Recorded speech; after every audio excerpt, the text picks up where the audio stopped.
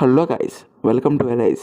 ఈరోజు మనం చెప్పుకోబోతున్న టాపిక్ వచ్చేసి 10th క్లాస్ బోర్డ్ ఎగ్జామ్స్ అసలు ఎలా రాయాలి 3 గంటల్లో అసలు ఎలా అనేది మన టాపిక్ వచ్చేసి 3 గంటలేమో ఎగ్జాము, ఇంకో 10 నిమిషాలేమో పేపర్ చూసుకోవడం. ఇప్పుడు నేను ప్రిపేర్ చేసిన ఒక షెడ్యూల్ నీకు చూపిస్తాను. దీని ప్రకారం మీరు వెళ్తే మీకు మంచి మార్క్స్ అనేవి స్కోర్ చేయగలుగుతారు. దీంట్లో ఫస్ట్ టాపిక్ వచ్చేసి ఫస్ట్ మీరు మీ సరౌండింగ్స్ చెక్ చేయండి గైస్. ఎందుకంటే కొంతమంది స్లిప్స్ పెట్టి అక్కడే ఉంచుతారు, కాబట్టి మీరు అప్పుడు ఇన్విజిలేటర్ చూస్తే మాత్రం డీబారే. సో మీరు ఫస్ట్ చెక్ చేయండి, అక్కడే ఏ ఉన్నాయని చెక్ చేయండి. చెక్ చేసిన తర్వాత మీ ఇన్విజిలేటర్ మీకు క్వశ్చన్ పేపర్ ఇస్తారు. ఫస్ట్ మీరు కంగారు పడమాకండి, ఫస్ట్ చూసుకోండి ఫస్ట్ పేపర్ ఎట్లా ఉంది అని. ఫస్ట్ అన్ని క్వశ్చన్లు ఒకసారి తిరిగేస్తే, ఇప్పుడు మీకు అన్ని క్వశ్చన్ తిరిగేసిన తర్వాత మీకు ఒక పాజిటివ్ వైబ్ వచ్చింది. ఆ వైబ్తో మీరు అన్ని క్వశ్చన్స్ బాగా అటెంప్ట్ చేయగలుగుతారు. విత్ పేపర్ ప్రజెంటేషన్ బాగుంటుంది. కాబట్టి మీరు ఫస్ట్ అన్ని క్వశ్చన్స్ చదవండి. నెక్స్ట్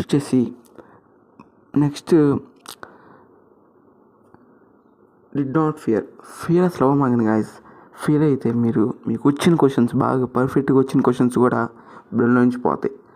సో మీరు ఫస్ట్ ఫియర్ అవ్వకుండా ప్రశాంతంగా కూల్గా ఎగ్జామ్ కలిసి చూసి ఫస్ట్ నవ్వాలా. ఎగ్జామ్ పేపర్ చూసి నవ్వితే మనకి పాజిటివ్ వైబ్స్ వస్తాయి. అప్పుడు మీరు ఎగ్జామ్ బాగా అటెంప్ట్ చేయగలుగుతారు, మంచిగా మార్క్స్ స్కోర్ చేయగలుగుతారు. సో అసలు భయపడమాకండి. ఎగ్జామ్ హాల్లో వెళ్ళిన తర్వాత ఎప్పుడైనా మీరు ఎన్ని పేపర్ చూస్తుంటారు, ప్రీ ఫైనల్స్ ఇలాంటి ఇదే ఉంది, ఈజీగానే ఉంటుందని పాజిటివ్ వైబ్స్తో రాయండి ఎగ్జామ్. నెక్స్ట్ వచ్చేసి మనకి షెడ్యూల్లో ఏంటంటే నెక్స్ట్ టాపిక్ వచ్చేసి టైం మేనేజ్మెంట్. ఇది చాలా ఇంపార్టెంట్ టాపిక్. ఎందుకంటే చాలామంది స్టూడెంట్స్ ఎగ్జామ్ హాల్లో టైం సరిపోక క్వశ్చన్స్ అటెంప్ట్ చేయలే సిచ్యువేషన్లో ఉంటారు. కాబట్టి మీరు మాత్రం అలాంటి తప్పు చేయమాకండి. ఎప్పుడైనా టైం సెట్ చేయండి. ఒక సెక్షన్కి ఇంత, మరో సెక్షన్కి ఇంత, ఇంకో సెక్షన్కి అంత అని. 3 అవర్స్లో మీరు హాఫ్ అన్ అవర్ మిగిలిస్తే మీకే మంచిది. ఎందుకంటే లాస్ట్ 15 మినిట్స్ అలా పేపర్ చూసుకోవడానికి పనికొచ్చింది, కొన్ని ఇంపార్టెంట్ అనలైజ్ చేయడానికి పనికి ఉంటుంది. సో టైం మేనేజ్మెంట్ ఈజ్ చాలా చాలా ఇంపార్టెంట్. సో కాబట్టి మీరు టైంని సెట్ చేసుకోండి. నెక్స్ట్ వచ్చేసి ఇది కూడా చాలా చాలా ఇంపార్టెంట్ అబ్బా. టైం మేనేజ్మెంట్ తర్వాత హ్యాండ్ రైటింగ్ చాలా ఇంపార్టెంట్. ఎందుకంటే మనం ఎంత రాసామని కాదు, ఎట్లా రాసామని ఇంపార్టెంట్. మనం ఇప్పుడు ఎంత స్టోరీ ఎక్కువ రాసినా కానీ దాంట్లో హ్యాండ్ రైటింగ్ రాకపోతే దానికి మార్క్స్ ఎక్కువ పడవు అబ్బా. ఫస్ట్ మనం హ్యాండ్ రైటింగ్ మంచిగా ఉండేట్టు చూసుకోవాలి. ఇప్పుడు హ్యాండ్ రైటింగ్ అంటే కాకపోతే కొద్దిగా ట్రై చేయండి, హ్యాండ్ రైటింగ్ నేర్చుకోండి. మరీ లుసిడాలు కర్ఫ్యూ రాయటం కష్టమే, కానీ కొద్దిగా నార్మల్ హ్యాండ్ రైటింగ్ రాయడానికి ట్రై చేయండి అబ్బా. మంచి మార్క్స్ స్కోర్ చేయడానికి మీకు స్కోప్ ఎక్కువ ఉండిద్ది. ఎవాల్యుయేటర్కి మాత్రం అర్థమయ్యేటట్టు రాస్తే అదే చాలు. నెక్స్ట్ టాపిక్ వచ్చేసి ఇప్పుడు మనం పేపర్ ప్రజెంటేషన్ విషయానికి వస్తే, ఈ పేపర్ ప్రజెంటేషన్ అనేది చాలా చాలా ఇంపార్టెంట్ గైస్. ఎందుకంటే మనం రాసింది ఎంతైనా కానీ మనం నీట్ హ్యాండ్ రైటింగ్తో మంచి పేపర్ ప్రజెంటేషన్తో రాస్తేనే మనకి గుడ్ మార్క్స్ స్కోర్ చేయగల స్కోప్ ఉండేది. సో ఇప్పుడు మనం పేపర్ ప్రజెంటేషన్ గురించి మాట్లాడుకున్నాం. పేపర్ ప్రజెంటేషన్లో ఫస్ట్ మీరు 2 సైడ్ కొడతారా బార్డర్, లేకపోతే 4 సైడ్ కొడతా మీ ఇష్టం.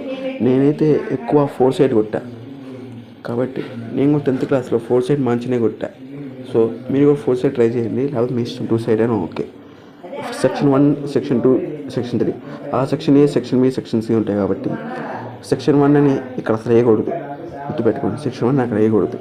మార్జిన్ కింద సెక్షన్ 1 అని పెట్టి ఇది కరెక్ట్.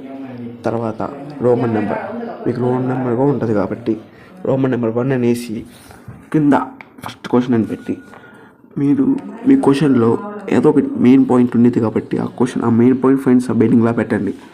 పెన్సిల్తో దాన్ని అండర్లైన్ చేయండి. ఇది chemistry, physics, social, Sanskrit, English వీటికి పనికి వచ్చింది. మ్యాథ్స్లో నాట్ యూస్.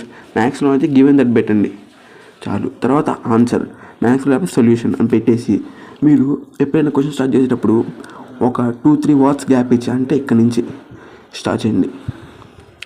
మినిమం ఒక పారాగ్రాఫ్ 4 to 6 లైన్స్ ఉండాలి, గుర్తుపెట్టుకోండి. ఇది తర్వాత మళ్ళీ అక్కడి నుంచి సేమ్ స్టార్ట్ చేయండి.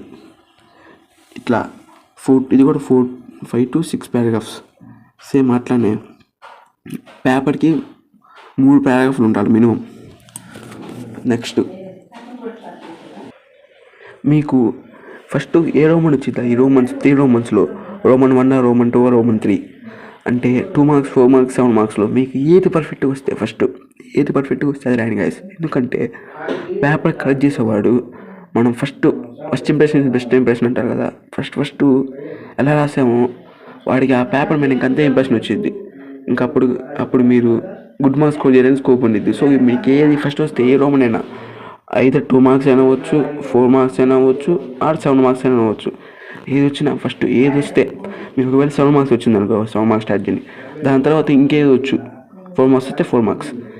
మీరు లాస్ట్ 2 మార్క్స్ రాయండి. ఎందుకంటే ఫస్ట్ 2 మార్క్స్ రాసాను అనుకోండి, ఇప్పుడు మీ దానిలో తప్పు ఉంది, ఈ 2 మార్క్స్ అలా ఇంకా 7 మార్క్స్ ఇంకేం రాస్తుంటే అన్నీ ఇంకా ఇది తక్కువ వేసుకుంటూ పోతారు. వీటికి 3.5, దీనికేమో 7 పడాల్సింది, 8 మార్క్స్ పడాల్సింది, అట్లా 7 పడిస్తారు అట్లా.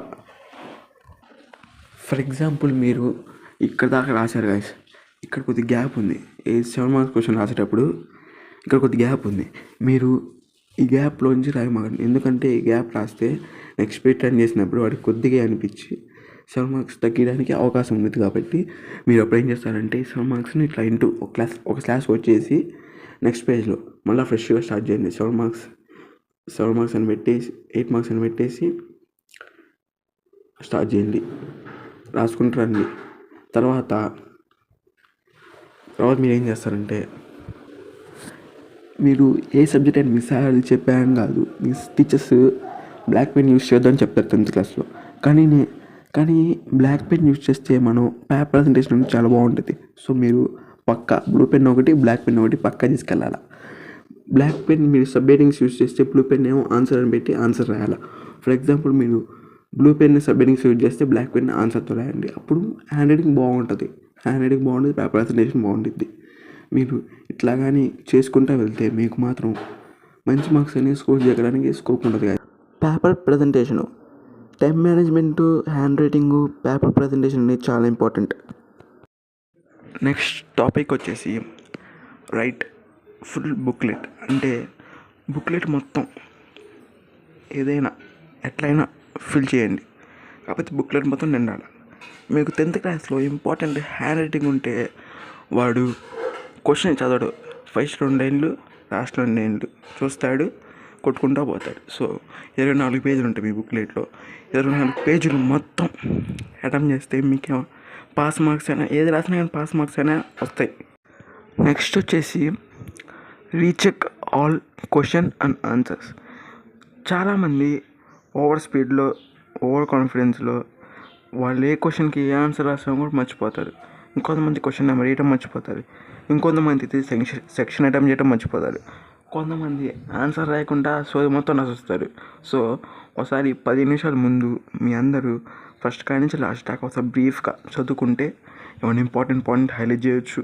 అండ్ ఇంకేమన్నా రీకరెక్షన్స్ ఏమైనా ఉంటే వాటిని కూడా మనం చూసుకోవచ్చు. సో మీరు 15 నిమిషాల ముందే ఒకటి ఎగ్జాము అంతా ఒకసారి చూసుకుంటే బెటర్. మీరు బుక్లెట్ నెంబర్ వేసారో వేయలేదు కూడా ఒకసారి చూసుకోండి.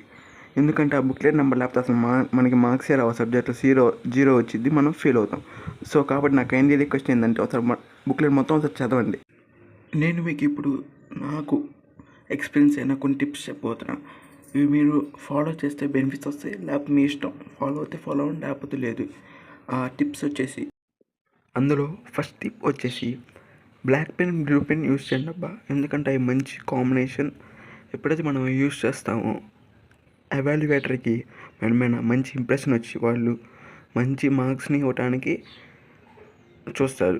సో మనం ఎక్కువ black pen, blue pen use చేయాలి. అది నా ఫస్ట్ టిప్. సెకండ్ టిప్ వచ్చేసి సోషల్ కొన్ని సబ్జెక్ట్స్ ఉంటాయి కదా, అవి చాలా టైం టేకింగ్ సబ్జెక్ట్స్. ఎందుకంటే అవి ఎక్కువ మ్యాటర్ రాయాలి కాబట్టి టైం ఎక్కువ పడుతుంది. సో మీరు సెక్షన్ ఏకి ఇంత టైం, సెక్షన్ బికి ఇంత టైం అని పెట్టుకుంటే, సెక్షన్ సికి ఇంత టైం అని పెట్టుకుంటే మీరు 15 minutes ముందే మీ పేపర్ మొత్తం నవ్వొట్టి ఒకసారి రీచెక్ చేసుకోవచ్చు. ఇది నా second tip. And last and final tip వచ్చేసి హ్యాండ్ రైటింగ్.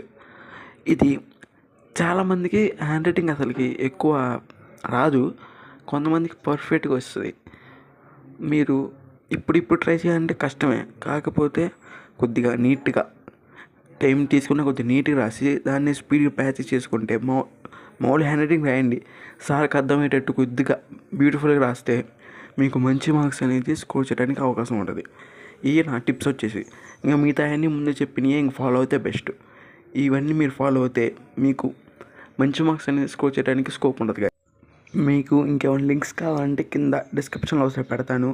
నేను ఫ్రెషర్ని కాబట్టి నాకు కొద్దిగా కష్టంగా ఉంది వీడియోస్ చేయడానికి. కాబట్టి మీకు కొద్దిగా ఎంకరేజ్ చేస్తే నా ఇంకా మోటివేషన్, నేను ఇంకా మంచి మంచి వీడియోస్ చేయడానికి ట్రై చేస్తాను.